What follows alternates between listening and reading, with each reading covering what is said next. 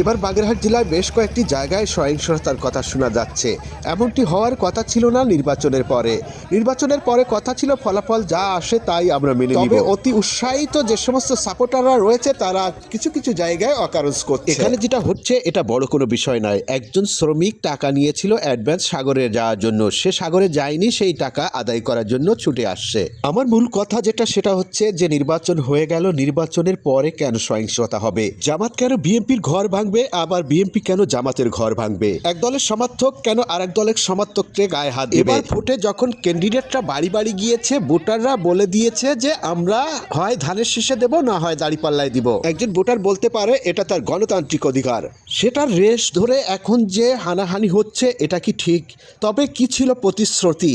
এই প্রতিশ্রুতি ছিল যে নির্বাচনের শেষে কোনো সহিংসতা হবে না। তো ভালো একটি নির্বাচন হলো, একটা ফেয়ার নির্বাচন হলো, তারপরেও কেন ভোট কারচুপির কথা চলছে? এখন কি চায় নেতারা? সেই আগের জায়গায় ফিরে যেতে? নির্বাচনের শেষে ফলাফল যা আসে তাই মেনে নেব। তবে কি চায় এদেশের রাজনীতিবিদরা?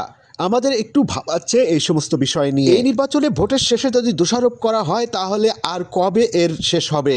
এই সমস্ত কথার কারণে জনগণের মাঝে অনেক প্রভাব পড়ে, পরে গিয়ে তা মারামারিতে পরিণত হয়। ভোট শেষ হওয়ার আগে যে সমস্ত ক্যান্ডিডেটরা থাকে, যারা নির্বাচন করে, তাদের প্রতিশ্রুতি থাকা উচিত এরকমই, যারা নির্বাচনের শেষে জয় পরাজয় যেটা হয় মেনে নিতে হবে। যারা অকারেন্স করবে তারা আমাদের লোক নয় এবং আইনের ব্যবস্থা তার বিরুদ্ধে নেওয়া হবে, সে যদি আমার দলের লোকও হয়। সঠিকভাবে এটাকে কার্যকারীও করতে হবে।